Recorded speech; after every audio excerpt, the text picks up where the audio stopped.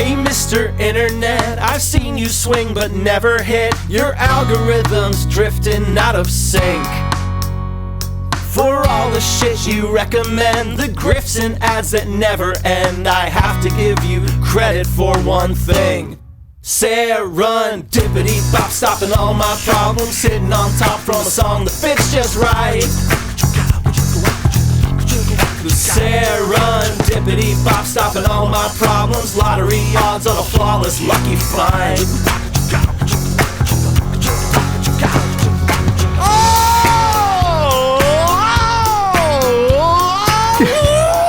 Welcome back to Jam Mechanics. My name is Matt. I'm from the Narcissist Cookbook, and with me in the Jam McCabin today is Bug from Bug Hunter. Thank you, everybody, for joining us. Thank you so much. We can fit all of you in here. It looks like a small cabin from the outside, but on the inside, it is definitely big enough to fit 12 to 15 people.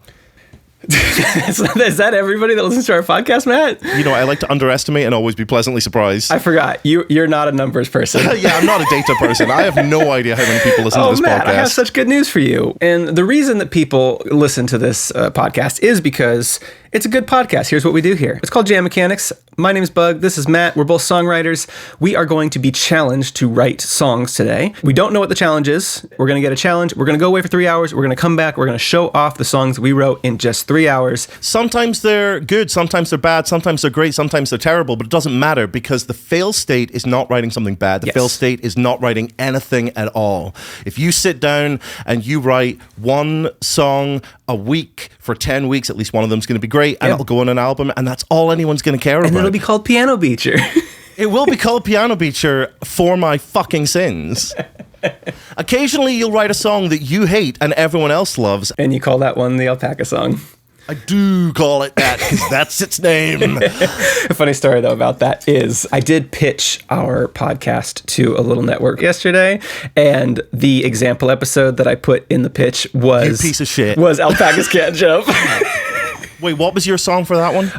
It's Kick and Spin. Doesn't matter. Alpaca Song's good enough to carry the whole thing. It's fine. Oh, damn it, man. Yeah, I sent Alpacas Can't Jump because I was like, here's a fan favorite. So I wanna George Lucas it, you know? I just want to go back and write a different song. But in order to run, first of all, we got to crawl, and we're going to break some ice. Let's do it. I have a question for you. This is a question that's been submitted by one of our 12 to 15 listeners. How do you, or rather, let me start that again. It's funny because I'm reading the question you're about to read, and yeah, you beefed that one. How what gets you to decide to finally release an album and not just keep adding songs to it eternally? This is something I think about a lot, and I feel like you and me have very different approaches to this. This is so easy. This is the easiest question I have ever answered. So how do I know when an album's done not to keep adding songs to it? When there's 11 songs, that baby's done. Yep. Well, that's 9 plus 2 bonus tracks. Is that right? It's historically been 9 plus 2. I pulled a fast one on Happiness Without a Catch, where I was going to do a 9 plus 2, and then I wrote Coward and A Bedtime Story. Because the theme of Happiness Without a Catch was every song was a movie. And so even though The Chase and Disc Golf didn't fit the narrative, the Disc Golf was my sports movie and The Chase was my slasher movie. And so they were going to be bonus tracks to kind of stay on theme but not fit the narrative. But then I wrote Coward and A Bedtime Story and pushed them off. But yeah, I don't know what it is, but I have very strong thoughts about structures of albums. So we think about this very, very differently. The way I tend to think about albums, imagine you baked 45 gallons of spaghetti. Okay. You put it in a car gas tank and then threw the car off a cliff and then tried to pull all the individual strands of spaghetti out of the burning car. Okay. Like, that is what it feels like for me when I'm putting an album together. I constantly am making 3 or 4 albums in my head, and it is a race to the finish line, spermatozoa style, for whichever Good one. metaphor. Hey, if anyone needs any metaphor tips, Matt just dropped a really great metaphor right there. Try and use spermatozoa as much as you can when describing anything. Whatever one gets to the finish line first, that's the album. The greater question here is, when do you know when a project is done? And it's 11. The answer is 11. Next question. I have a question for you. This comes to us from Jaylee S. What's the nicest / your favorite compliment from any of your tours? Oh, God. I had a mathematical historian come to me and say they liked Gendering Teddy, which doesn't sound like a big compliment. It's just when they said they were a mathematical historian, I was like, oh no, they're going to fact check me really hard. Yeah. And no, they didn't. They just said, you did a pretty good job. I get that same way where someone will be like, I'm a therapist, and I showed pine cones to my patient. And I was like, I'm just a little guy. I just wrote a little song. I don't know anything. I like it when it goes the other way as well. I like it when someone's like, I sent my therapist an email at 4 a.m. with a narcissist cookbook playlist that they have to listen to. I'm like, get in the propaganda team. So I had one that came to mind. And so this is kind of weird. It's a little roundabout, but it's a story about the nicest / my favorite compliment from any of my tours, which is actually perfect for this question. We did this show in Philadelphia, this little small, like eclectic, like arts venue in Philadelphia, and they had a popcorn machine. This is great. Just free popcorn that they had for anybody. It was just like a little quirk of the venue where anybody come in and take and fill their little bag full of popcorn and then enjoy a little bag of popcorn during the show. After the show, the venue owner came up to us as we were kind of cleaning up our gear. They were like, we have never ever done a show where we didn't have to go around and sweep up popcorn off the floor. Your audience cleaned up the space before they left. Yeah. I know that's a compliment to the people that came to our show in Philadelphia, but it also felt like a compliment to us for attracting that kind of people to our music. Just kind, wonderful. We have the politest fan base in the world, to the point where when I meet a fan who's not polite, I'm like, you're a fucking monster. You are a monster. What's the best anti-compliment you've had? What's the meanest thing you've ever read? Because I can remember the meanest thing that someone's ever said about my music. We have one. Hold on. Oh, we've got a hater. Of the 15 people that listen, we do have a hater, and I am actually running to YouTube right now to find this comment. Got it. Okay, let's do a dramatic reading. We're going to put some piano under this. No, we're not. Yeah, we are. So this is our one hater that we have for Jam McCabin. This is on a YouTube video. I don't remember which one it was. No idea why YouTube recommended this garbage to me, but here I am. And just as I thought on seeing the thumbnail, it's two twee hipster dudes writing shitty jangle songs. Shitty jangle songs! There's nothing remotely transcendent in your songwriting. Eye roll emoji. It's pedantic, templated, baby pablum. Sorry, but I don't have time to BS you. Not subbing. Have a nice life. Good luck. You'll need it. I don't know why Deep Blue Ink would say something like that. You know, should we call Deep Blue Ink and ask him why he said that? Let's get Deep Blue Ink on the line. The new format for season 3 is our good friend Deep Blue Ink. We cornered Deep Blue Ink at his own wedding, and we said, Blue, we're at the end of our rope here. We don't know what to do. We can't keep scheduling guests on. We can't challenge each other. We want to go off the same prompt. Can you help us? And Blue says, you come to me on the day of my own wedding. Mr. I'm trying to remember where the nervous gangster comes in, and I can't remember it well. I'm gonna make you a challenge you can't refuse. So he said to call him. He said to call him. Call whenever, and he'll be there no matter what he's doing. He will stop and he will give us a prompt. So why don't we do that? Let's do it. Let's call Blue. You got Blue's number? Hey Google, dial Deep Blue Ink. Hey, Matt. Hey, Bug. Hey.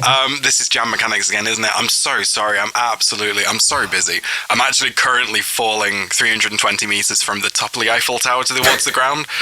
It's fine. I'll hang up before I hit the ground. You won't hear anything. But here it is. One night's difference. I actually think I might have enough time before I hit the ground to flesh out the prompt. Well, no, that's approaching pretty fast. I should go. Fun fact, Okay. Deep Blue Ink falls slower than terminal velocity. Deep Blue Ink is lighter than a feather. What would hit the ground faster? A pound of feathers, a pound of brick, or a pound of Deep Blue Ink. A night's difference? One night's difference. One night's difference. Okay, One I'm gonna night's write that different. down, Okay. since I'm already getting it wrong. One night's difference. How about we just give us each other just a little something extra, because the people don't want us to use both our hands on these. They want just a little bit more. So why don't we give each other just one little twist? You go first, Okay. and then I'll riff off of yours. Here's what I'm going to give you. It's just a very little small thing, but Matt, if you don't use the word popcorn in your song, I reject it. Okay, cool. It's so easy. You just have to use the word popcorn somewhere in your song. Okay, cool. One night's difference involving the word popcorn, or it's fully rejected. Yes, like I'm not going to put it in the podcast and it'll be a half episode. You need to write one night's difference, but it needs to involve a memorable compliment. All right, so one night's difference, but it needs to involve some sort of compliment of some kind. Yeah. Prompt for me, one night's difference, compliment. Prompt for me is one night's difference involving popcorn. No, using the word popcorn. Involving popcorn. No. The only instrument I'm allowed to use is popcorn? You must sing this song with your mouth full of popcorn. Right, we got 3 hours. I have no ideas. Yeah, some of the feedback that we've had before is like, oh, people really want to know what we're thinking before we kind of go into the break. I can't think and make a podcast at the same time. Well, no, but also I feel like you're always trying to outsmart me and be like one step ahead of me. I would literally never tell you my next move, Matt. My favorite part of Jam Mechanics is the element of surprise. So I am your one audience, and you love tripping up the audience. All right, we will be back in 3 hours. We do not have an ad break, but if you want to, when we hit the break music, just go and watch some ads. Yeah, bring your own advertisement to Jam Mechanics. So everybody, go ahead and hit play now.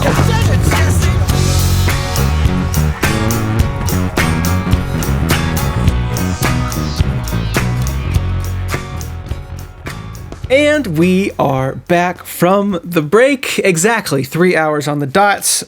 Matt, how was your Jam Mechanics? I had fun with this one. I had fun.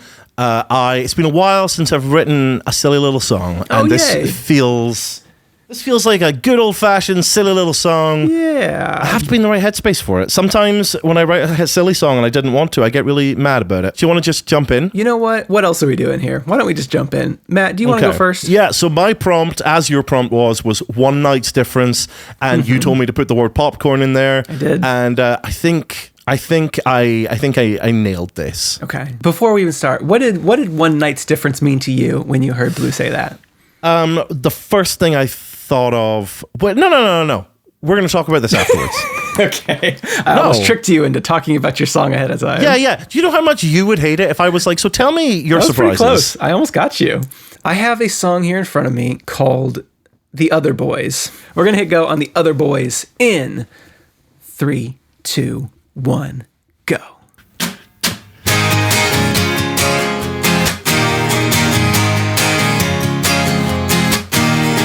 Popcorn, now I have your attention. I got a 2-minute pitch and I'd like you to listen. So you've been putting up with suitors for a week now, and these losers can't do any of the cool shit I can. And I don't have money, I don't have fame, or blue blood flowing through my veins, but excuse me, princess, I'm not like the other boys. Dragon, yeah, that was me in the yard. Drove a 12-foot pole arm through its burning heart, and you probably couldn't tell with my helmet askew, but as the beast fell, baby, I was winking at you. And the wizard in the hills who's been raising the dead, I cut him a deal before I cut off his head. 100-strong choir of your bloodline past, singing love songs at your window. And I don't have land or military might, I don't have anybody to hold in the night. Oh, excuse me, princess, I'm not like the other boys. Princess, I'm not like the other boys. Princess, I'm not like the other boys. Princess, I'm not like the other boys. And they might have it all, but you still got a choice. Power and blood, connections and coin, or me and whatever I got going on. And I don't want to scare you by coming on strong, but I love you better than any of them. No plot of the devil or creation of man could touch you when I am there at your side. And I don't have money, I don't have fame, or blue blood flowing through my veins. Excuse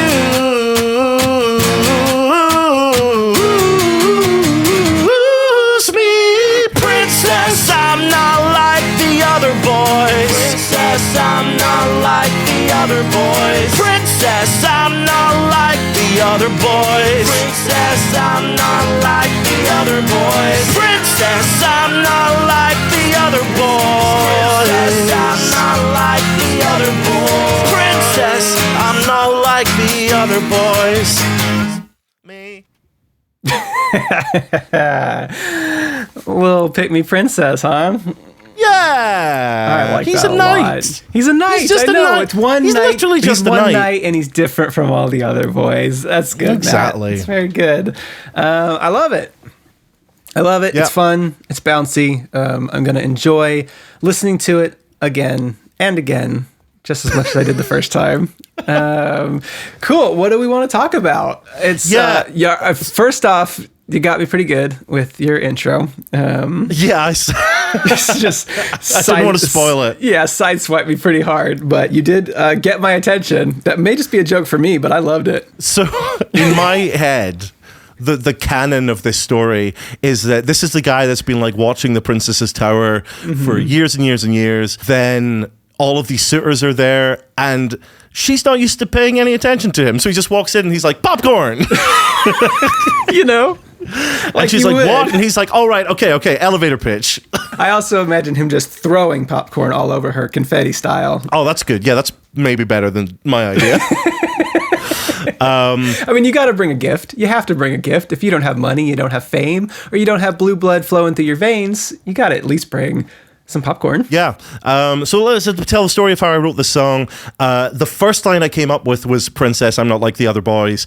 And I spent like 30 minutes trying to turn that into a whole chorus because I was like, Princess, I'm not like the other boys. And then I'm like, it just wasn't working because the verses are pretty wordy, the pre-chorus is pretty wordy, and then I'm like, I can just have that line and have that line be the chorus as long as it sort of develops as the song goes on. I'm really pleased with, you probably couldn't tell with my helmet askew, but as the beast fell baby, I was winking at you. It's very good. I'm really pleased with that. And I was also, like, this is a really, really tiny thing, but I was pleased of the evolution of the pre-chorus, the second one, that I don't have land or military might, and I don't have anybody to hold in the night. It's just a little evolution of that. I was really pleased with that. It's cute. It's very cute. And I like that a lot. It's just a really solid, like, little silly song. I like the, power and blood, connections and coin, or me and whatever I've got going on.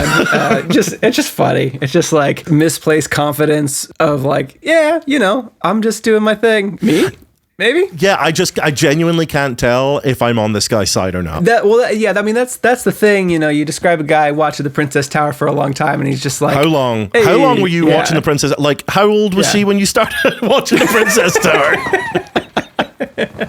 I don't know if I'm on this guy's side, but he sounds relatively harmless, except he's armed and in her bedroom. What's your plan with this? Do you feel like done, it is what it is? Or do you feel like, oh, I love this idea, I want to do more, want to change anything, want to revisit it? I mean, I would say this is like B tier. I wouldn't say, like, I've written silly songs that I'm like, that is it and I'm done. This song feels like technically satisfying enough that I would imagine going back to it and playing around with it. So I like this song. This was fun. Cool. Let's hear what you got going on. Let's see where you took it. Okay, so this was the closest we've ever come to a collision. It didn't happen. But my first instinct was to go with KNIGHT instead of N. So we got very close. I was very, very close to writing a song about a knight. But I swerved at the last second. I walked out. Because you got a triple, quadruple guess, man. Yes. I was like, you know what? I think Matt's going to do it. And so I need to double pump fake out of this and not do the thing that he expects me to do. So I went for a walked around the block, and I did one lap. It's a quarter mile. By the time I got back, I had my whole idea, and I was like, all right, I'm going to commit to this, and I'm going to write this song. It's a bit of I don't want to spoil anything. I'm not gonna say anything about it. How about the song? Hit me with it. The song is called "Fix Itself," and we'll just listen to it and we'll talk about it afterwards. Yeah. Cool. Let's do it. We're going to go on 0. We're going to go 3, 2, 1, 0. Okay. Are you going to do it? Sorry. Wait, do you want to start again? Yeah, because I thought that you were saying this is when we're gonna go. Okay. Yeah. So hypothetically, we're going to go 3, No. Actually, going to okay. We are going in 3, 2, 1, 0. I said, I don't know, Doc, as I sat up on the table, my shirt off, thankful, just my socks around my ankles. I've had no luck with proper diagnoses. My internet doctor just sent some shrug emojis, and so she jots down on a note, this'll do the trick, get back to your old self quick. But I'm stubborn and a skeptic, but this doctor won't accept it. She says, take this and call me in the morning. So I shake it and I say I can't afford it, but she insists and writes me a prescription. So I throw it in the cabinet with the other dozen pills that I've ignored and sort of hope that it'll magically fix itself.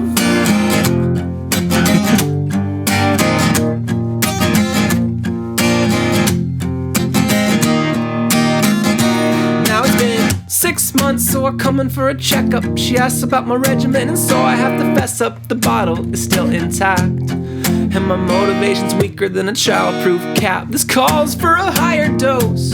You're so easy to diagnose. You're just stubborn and a skeptic, and this doctor won't accept it.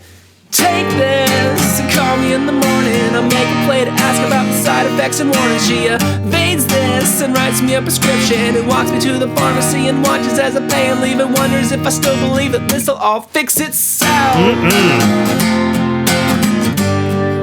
This'll all fix itself.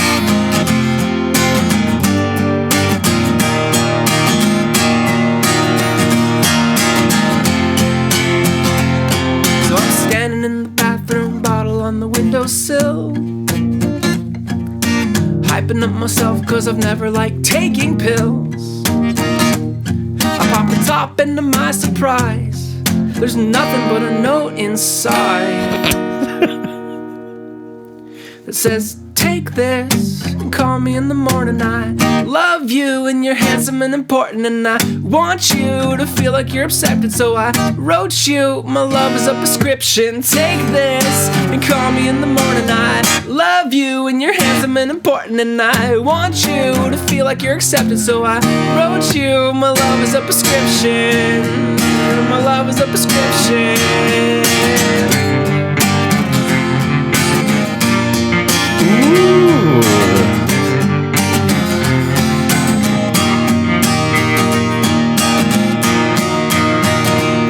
So I take it and call you in the morning. My heart aching from the way that you support me, and sometimes I get down and afraid to ask for help. But I know it won't fix itself. I know it won't fix itself.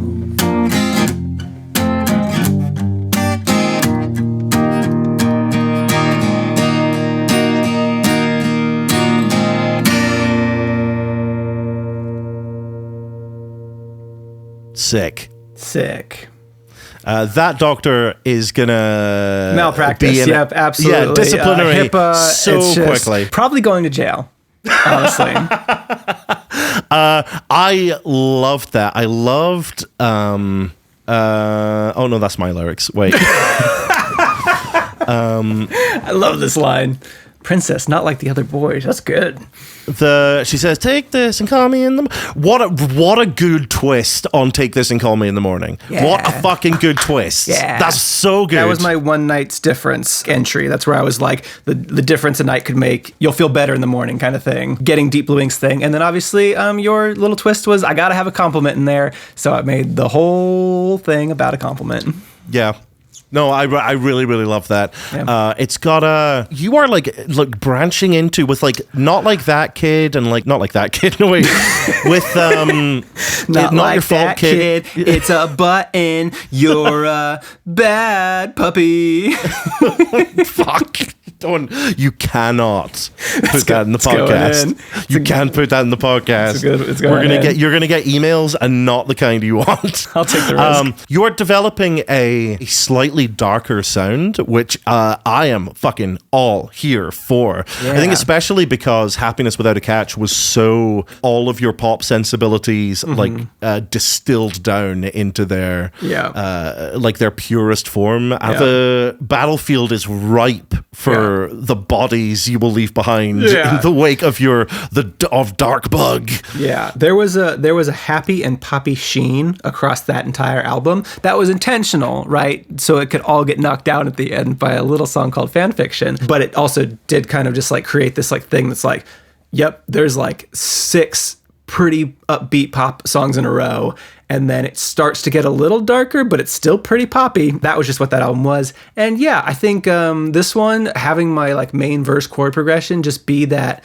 it's like an A, E, D minor, which is something I almost never do. I almost never utilize the major and minor chord of a single like note, but I was just like, let's try it. And then the chorus being it's like the F sharp minor, being the kind of the root note of the chorus, also kind of just gave it a little kind of a darker like vibe to it. I was definitely feeling it by that second chorus. That's so strong. The twist where this doctor had committed serious malpractice made me go, huh. Like in the moment, I was like, oh, okay, I don't know how to feel about this, and I feel like there is.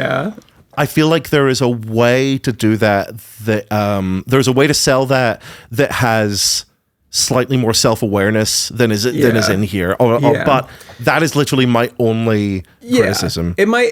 It might help that in my head, my wife is medical, and so this is a love song to my wife about how she makes me feel good. Fuck you. Yeah, it's just like a fuck you. It's just when my wife compliments me, it makes me feel happy about myself. Okay, fine, I take it back. Jesus Christ. Well, but that is context that like you have to know. I understand what you're saying, because I'm also just very like my mindset in this song is a little bit different than. I mean, I was assuming this was someone going to meet a strange doctor, and I didn't make the connection. It's fully like the doctor prescription metaphor is fully just like a listen to your loved ones when they're telling you that they love you, and just framing it as a doctor. Is that the message you're trying to send to me when you come in with your shirt off and your socks around your ankles? Is all you need. So here's all you need from me in that moment. Can we talk about socks around my ankles, please? Because I really want to talk about socks around my ankles and your face when you heard that line. So the first line of the song is, I said, I don't know, doc, as I sat up on the table, my shirt off, thankful, just my socks around my ankles. So that is a super weird and roundabout way to say, at least my pants aren't off for this doctor's visit, because socks are supposed to be around your ankles. Normally the phrase is my pants are around my ankles, right? So just my socks around my ankles. So just my socks around my ankles is what I'm trying to say is my shirt's off. I'm obviously uncomfortable. Who wouldn't be in this situation? But thankfully, just my socks around my ankles. It's the first thing I could think to rhyme with table. And I was like, it's too many steps away to being legible when you hear it. But when you read it or when you explain it on a podcast, it might be funny. It's a really good way to draw attention to something you're so good at, which is slant rhyme. Like, I want to steal your ability to do slant rhyme. The fact that you're like table and ankles, I don't even question it. Diagnosis and emojis, I don't even question it.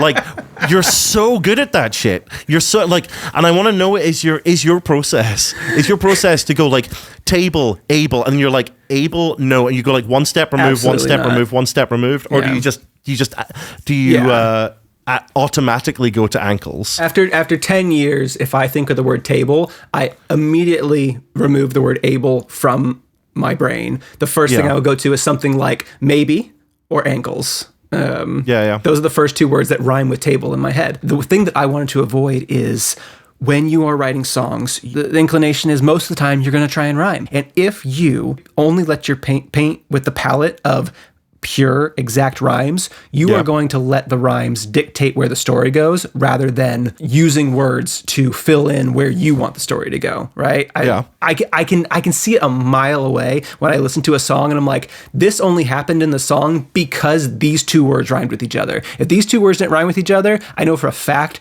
that this was not the direction that this song was going to take, or they were going to have this opinion. It's something that I really notice in songs, and it separates what I think is like kind of a beginner and kind of poor lyrics to me to an adept writer who I'm like, oh, that's interesting. I really like what they're doing, is not limiting yourself to these two words are perfect rhymes for each other. And so they are the words I'm going to use. It just feels easy. And I like to, I don't know, I feel like there's more interesting places to go if you just let yourself get a little bit creative with how you pronounce things and how quick you say them so that people don't realize that it rhymed by the time they get to the next line. Yeah, I'm just looking back at my lyrics and I've got head, dead, stupid, perfect. Terrible, bad, just so bad.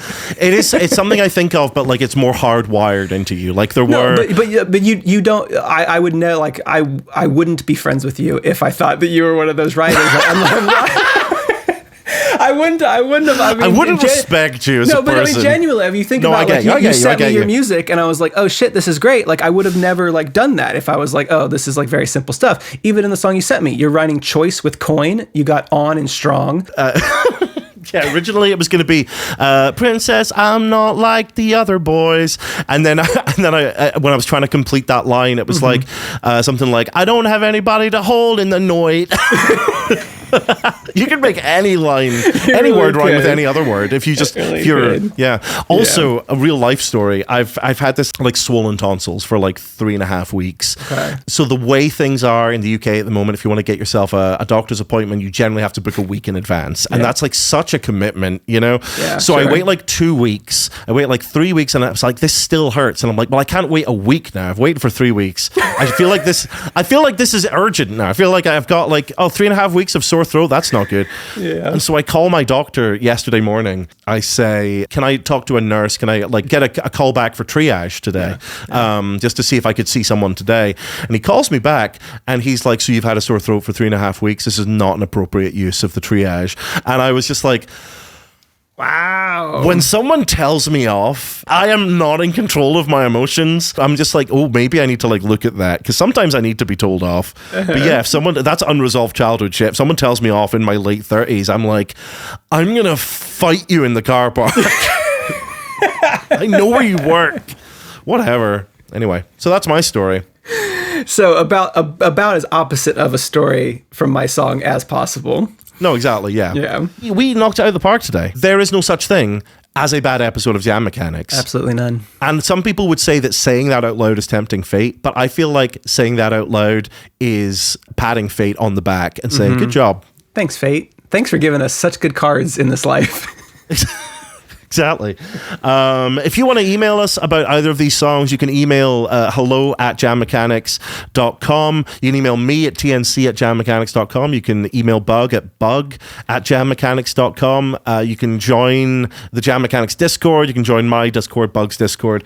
If you want these songs, the demos that we showed off on this episode will be on our Bandcamp and our website, jammechanics.com or bandcamp.jammechanics.com. You go to either of those. They are pay what you want. Unlike the American healthcare system, we'll write you a prescription for free demos. If you want to support us, we would appreciate that. Also, go onto YouTube and watch Deep Blue Ink's animation, Deep Space Discounts. Yes.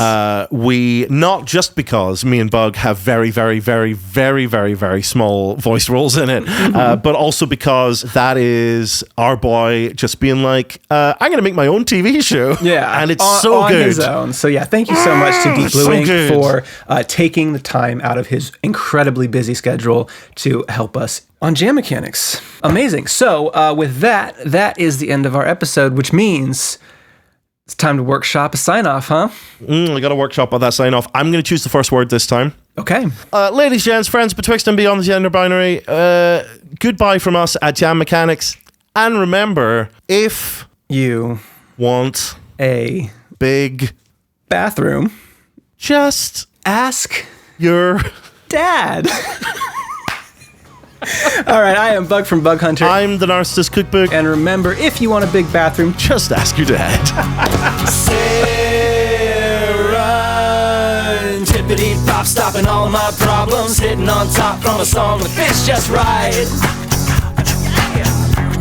Sarah, tippity pop, stopping all my problems, right place, right song, right on, right time.